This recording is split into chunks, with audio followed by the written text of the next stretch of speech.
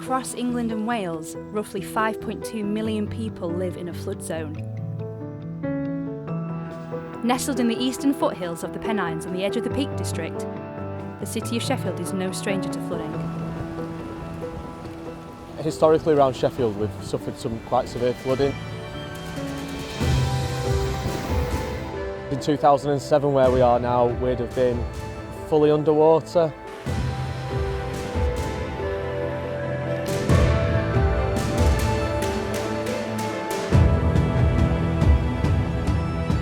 To fully appreciate Sheffield's relationship with flooding, we first have to understand the significance of events that took place on the 11th of March 1864. If you'd have been here in 1864, you'd have been wet because we're inside the original dam now. On that stormy night, the Dale Dyke Dam embankment collapsed and unleashed a huge torrent of water upon the sleeping population further down the valley. Here we are in Mailing Bridge, where the largest loss of life in any one spot happened. The place was practically decimated. To this day it remains one of the great natural disasters of the Victorian age. Since the year 2000, Sheffield's river levels have been breaking records. Back in February 2022, we saw the third highest level on record. What are some of Sheffield's key flood events? How did they happen? And what can be done to reduce the risk of flooding? Coordinating work amongst the different organisations is the only way that we're actually going to effectively reduce the risk of flooding. We want to slow the flow of water and hold it up here in the hillside for longer, rather than let it rush down the hill. The flood is not just about Hillsborough or Mailing Bridge, it's about Sheffield, and bear in mind where the people are buried, South Yorkshire.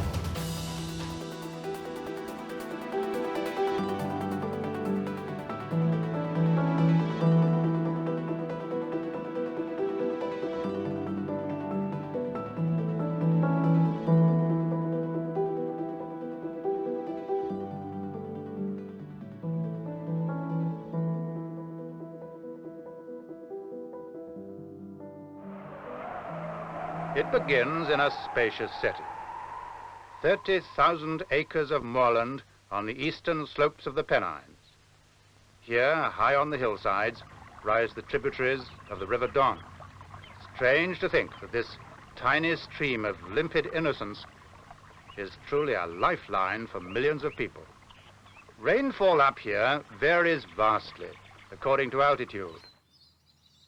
When you have storm events and a lot of rain up in the hills, and the hills can receive a lot more rainfall than the lower lying land, all that rain is funneled straight towards the Sheffield city centre and down into the River Don, and so you can cause flooding in the centre of Sheffield, but then of course that water, the high peak flows, pass down along the River Don through towards Rotherham and Doncaster into the lowlands area where the flooding can have even greater impact.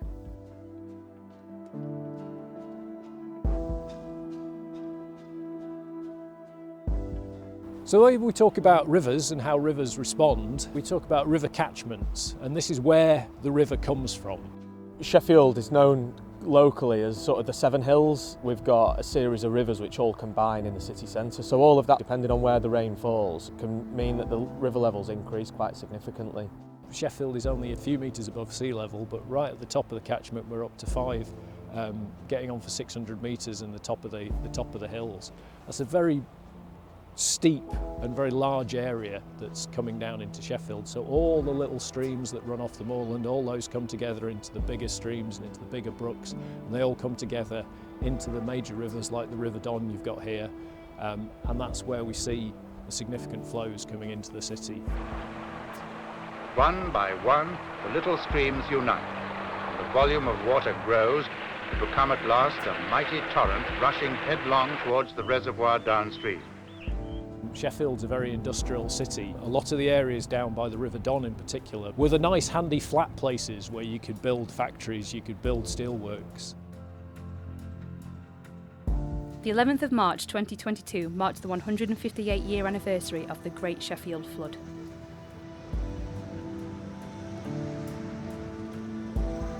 Local historian Ron Clayton has done extensive research on the events of that night, and into how Sheffield's relationship with its river systems played a key part in the city's industry.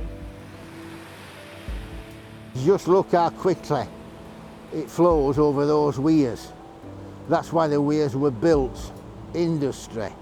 And of course that is another reason when the waters come down that valley, they come down at a fast rate of knots. You know, that's one of the reasons why Sheffield grew up, local iron ore, grit stone for grinding stuff, and water power. In the church up the road, Polycarp's, we've got the original memorial to the flood. It's made out of marble. It's made quite soon after the flood. I always say rather dramatically, Mailing Bridge was ground zero because nobody knew it was coming. Malcolm Nunn organises history walks every March through the Loxley Valley to coincide with the anniversary of the Great Sheffield Flood. That's Annick Bridge.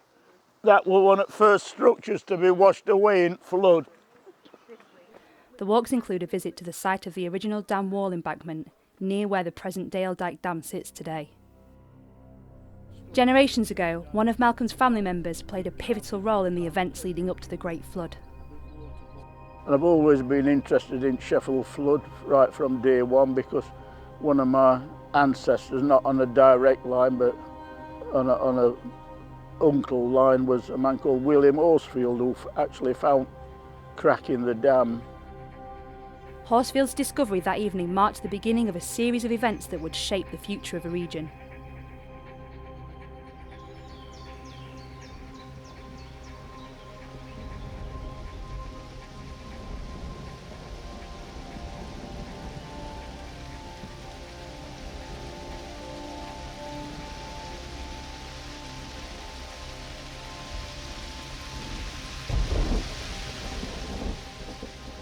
Let me set the scene for you, and if you can imagine this on a dark and stormy night on the 11th of March 1864, record winds, gales blowing,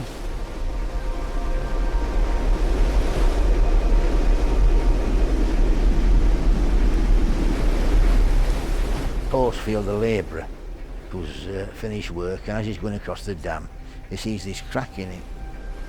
We're coming on his way home and he went across dam wall and he saw some water running on the outer side of the dam where he was crossing it, just below the top of the line. At first he thought it was water blowing up at top and running down outside, but he looked at it close and found a crack just big enough to get his penknife in, according to reports. I think they got some senior workmen to look at it and decided, well, not much of a problem, but we ought to let Gunson, the engineer, know about it. And he sent Stevenson Fountain down on horseback into Sheffield city centre to fetch John Gunson, who was chief engineer of Sheffield Waterworks at that time. Fountain galloped in the pouring rain towards Sheffield city centre, over 7 miles away, to fetch Gunson, the engineer. But as he did, the small crack was slowly expanding. Time was of the essence and every minute counted, but Fountain was delayed. On the way down, his horse's saddle girth, broke, and he stopped off at Dam Flask, which in those days was a little hamlet. Had it repaired, and he mentioned what was happening up at the dam. Because he stopped off to have his girth repaired, people at Dam Flask and Bradfield knew there was some concern about the dam. And some of the sensible ones, the prudent ones, moved the families and the flocks to higher ground. Mindful of an earlier disastrous embankment failure at Home Firth in 1852, some local residents took no chances. It would later transpire that Fountain's short stop saved several lives. Further down the valley, of course, you ain't got telephones or mobile, so they didn't know. Despite the delays and heavy rain, Stevenson Fountain reached the city centre and alerted John Gunston, the chief engineer, to the presence of the crack in the Dale Dyke embankment. Gunston departed for the dam immediately. When Gunston rattled back up here before midnight, horrible stormy night, you know, wind blowing, record wind temperatures. By that time the crack was growing bigger. The growing crack was now a severe hazard. With limited time and options, Gunston had to try and relieve some of the water pressure against the Dale Dyke Dam's embankment. So they decided to try and blow a part of the dam away and get the water drained out quicker. And Gunson, the engineer, gave directions for that, but the gunpowder was wet. As the weather continued to work against them, dampening the fuse, things went from bad to worse. As Gunson was traversing the dam, somebody shouts, get out of the way, the dam's going, which it was. Gunson could have been the first victim of the flood. The pressure on the wall was too much and the embankment at Dale Dyke Dam gave way, unleashing some 650 million gallons of water into the valley below. The Dale Dyke Dam burst, and of course once the embankment went, wallop, it was away down the valley. The torrent of water created a wave over 20 feet high. And it crashes through Lower Bradfield, goes roaring down the valley, flooding the dams, making the dams overflow. And of course it comes down to Mailing Bridge where most of them are asleep. Came as a complete surprise, and before they knew what it was or where it originated, they were dead. It's as simple, as sudden, as overwhelming as that.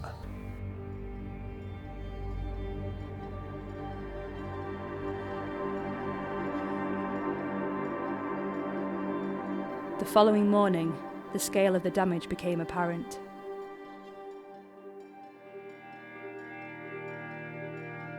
The only visual image you can get of it is the smashed houses, the photographs. The place must have been appalling with the amount of filth and bodies, trees, machinery.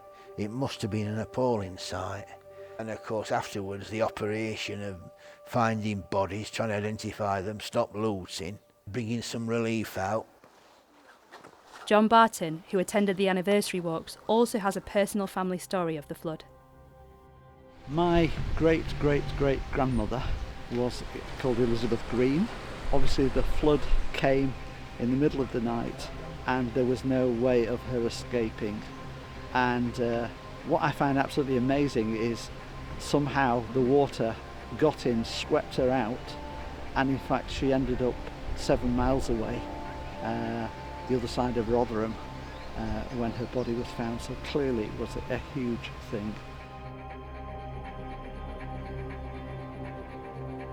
As you probably read up, there were about 240 lost their lives on night at flood, but due to research a few was done in years since, recent years, we found that there were probably about another 60 odd who died in weeks and months afterwards as a result of Sheffield Flood.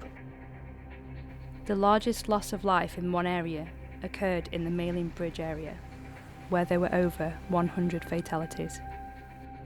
Don't forget you've got all them filthy privies, open privies, you know, coming out river. I mean, you see people, kids running around river day after. You imagine it, filthy water contaminated with human faces. Imagine what you can pick up from that. Nothing you want to pick up, you know. Horrible. You can't, to the modern imagination, you can't imagine what it was like. Can't.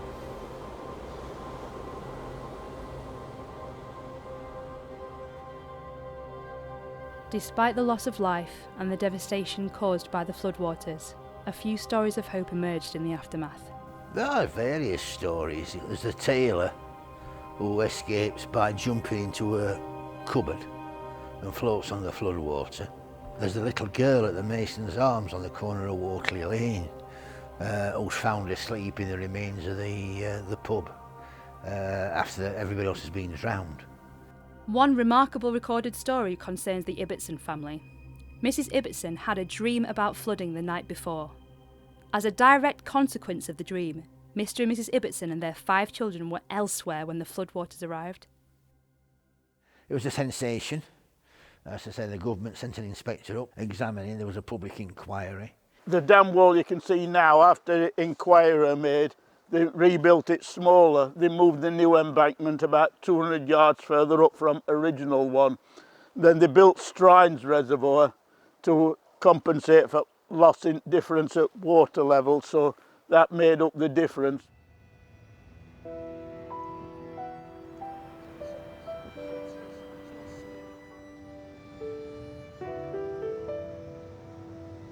To this day, it remains one of the great natural disasters of the Victorian age.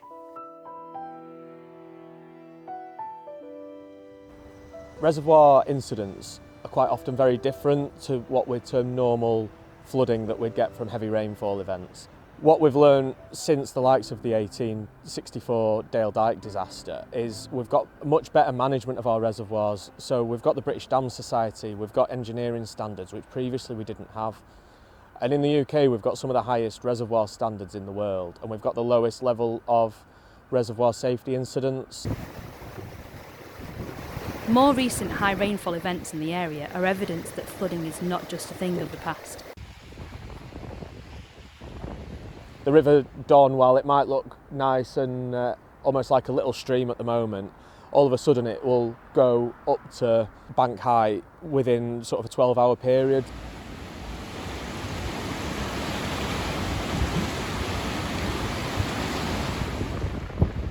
The lead up to the flood and the lead up to actually getting to a day when we will have the severe flood, a lot of other factors come into play. What we call the antecedent conditions, which is generally the state of the catchment, how wet the catchment is, how much water there is in the reservoirs, saturation of ground across the catchment, because once that's got wet, you get much faster runoff coming down into the city. In 2007, a storm surge remained for days over South Yorkshire, dumping a vast quantity of rain on the region.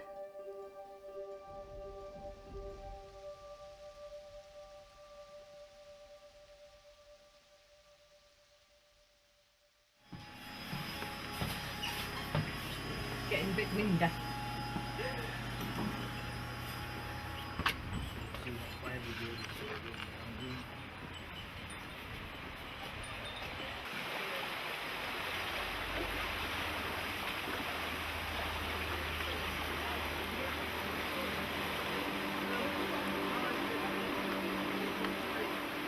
Hey?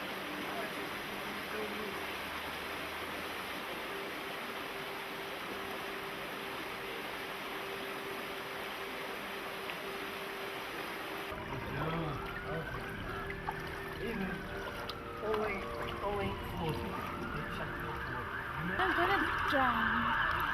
At least it's... Oh my god.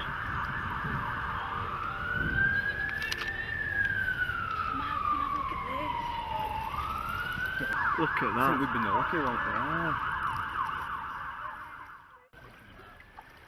there. It was quite a sight to see, cars abandoned, muck and debris kind of everywhere. Notwithstanding the impact of the people, the number of people who were stranded in the city, we had roads out, the railways weren't running.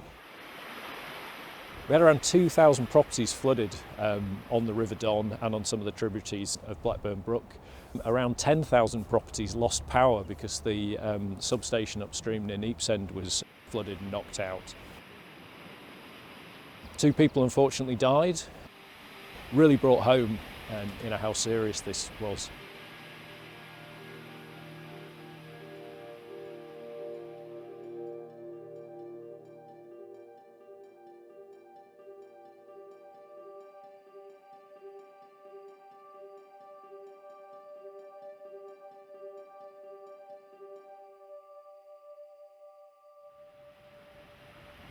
Hundreds of people spent the night at various places around the city. We had people on camp beds in the town hall. The Royal Mail's sorting office just down towards Meadowhall put a load of people up, fed them in their canteen. There was some real, community spirit kicked in with, kind of dealing with the event.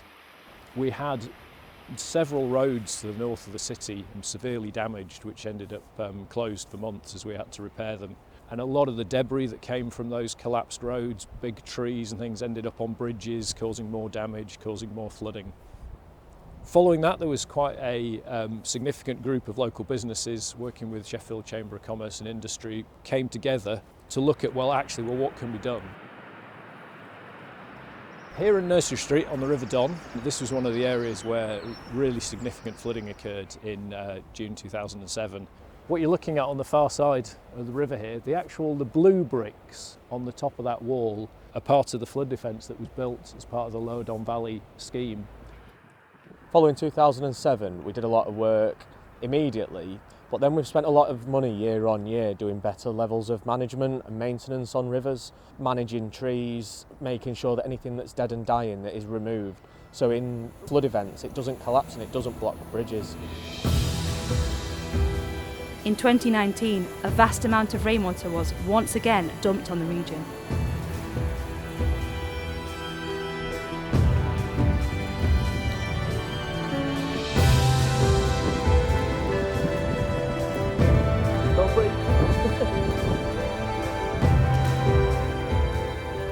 Both 2007 and 2019 were very, very heavy periods of rain, weather systems that got stuck over South Yorkshire.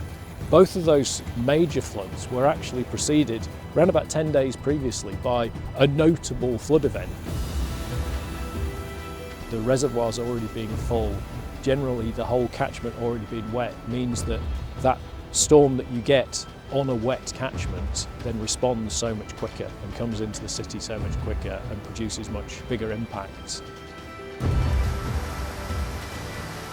The floods in November 2019, in Sheffield we had much reduced impacts as a result of the works that we completed in 2017. We had around 40 properties flooded compared to the 2,000 or so that were flooded in 2007, so significantly reduced impacts from the flood scheme, as we see here, but not just the flood scheme, but the maintenance work and the improvement of the standard of protection in the river. Other areas downstream were not as fortunate. There are areas down in Doncaster that have not received the level of investment that we've managed to bring into Sheffield.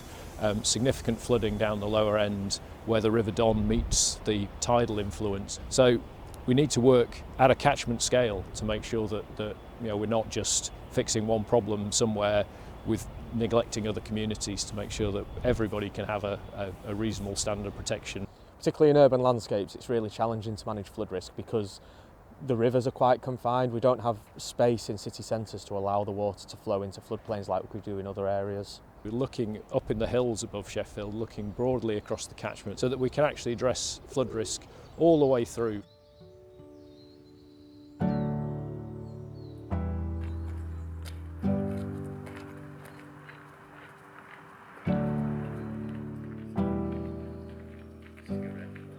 In the hills above Sheffield at Lady Canning's plantation, Sheffield and Rotherham Wildlife Trust, in conjunction with the Environment Agency and the Council, are all working together to slow down water flowing from the hills. So where we are at the moment is Lady Canning's plantation, which is up on the hills above Sheffield, and we're standing in front of one of our very newly built attenuation ponds, and there's a small leaky dam at the front of it here. So what we're hoping is, in high rainfall events, the water did flow in the past down these tracks and wash away the tracks. So we've built a bit of a bund there, so when the water flows down in heavy rainfall events, it'll be diverted into this area where it'll be held for a certain amount of time and then slowly make its way into a set of other ponds that are connected down further down that row. The reason for doing that is because we want to slow the flow of water and hold it up here in the hillside for longer, rather than let it rush down the hill in a high rainfall event. If we can hold more of the water up in the landscape for longer, it doesn't all hit the Sheffield river system at the same time, so that the flood alleviation schemes and the rivers and the drainage systems in the urban areas can cope when that peak of water does come. So the same amount of water is probably going to make its way downstream, but just be slower and it won't all come at once. We want to work with all the other people who are interested in the landscape and who have responsibilities to improve it. So with a catchment-based approach, we work with the local authorities, environmental charities, and also with landowners and farmers and businesses to bring all the factors together which can work to improve the landscape, the environment, and make the rivers better, and also protect from flooding. The Lady Canning's Natural Flood Management Scheme is just one of many that Sheffield Rotherham Wildlife Trust are involved in building across the Sheffield Lakeland area. Interventions like this are quite small when you look at each one of them, but when you have many of them across the landscape, if we really roll that out and have a lot of interventions, then that really adds up and ends up with us holding an awful lot of water in that landscape, higher up above the cities, so it's not making its way downstream as fast. It's rather than just looking at the straight rivers themselves, we have to look at all the land and what goes on in the land around it. The great thing about this is that we're able to increase the size of a boggy area over there. So that's good because that holds in water for much longer, creates great habitat for different species, so it's good for biodiversity, and it locks in an awful lot of carbon. That's going to help mitigate climate change. Nature-based solutions and natural flood management measures like this are great for complementing the traditional flood alleviation schemes that we see generally in cities and urban areas. So it's all complementary. So it seems following almost every major flood that we experience something slightly different or something that we might not have come across before. We spend a lot of the time after the flood event reviewing what's happened to understand if there's any opportunities for learning or improvement. And then we plug all of the information that we've got from that flood into what we term a model, which is just really understanding how the water responds at certain levels, where it goes. And then that then helps us inform where our investment needs to go.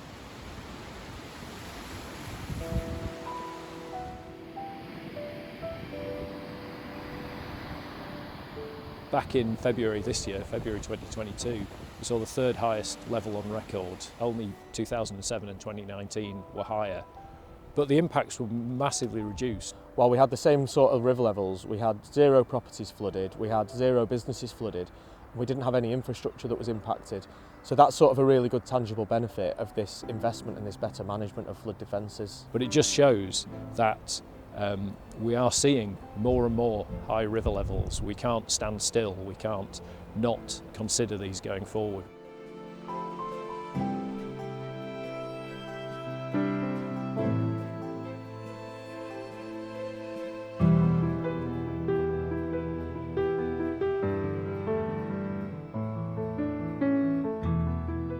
Coordinating work amongst different organisations with their responsibilities is the only way that we're actually going to, effectively reduce the risk of flooding, and that resources then can be best applied to deliver the most effective protection for communities who are at flood risk. We're working with the Sheffield and Rotherham Wildlife Trust and Sheffield City Council, along with the Environment Agency, so that we can demonstrate to other land users and landowners the benefits of natural flood management and nature-based solutions. We can't stop all flooding. Flooding is unfortunately always going to happen, but we can massively reduce the risk, which is exactly what we've done in Sheffield. There are some things that are worth passing on. When people say history is bunk, it's not. It's a lever into understanding the future. If we can understand the future, we have a duty to the environment. It's as simple as that.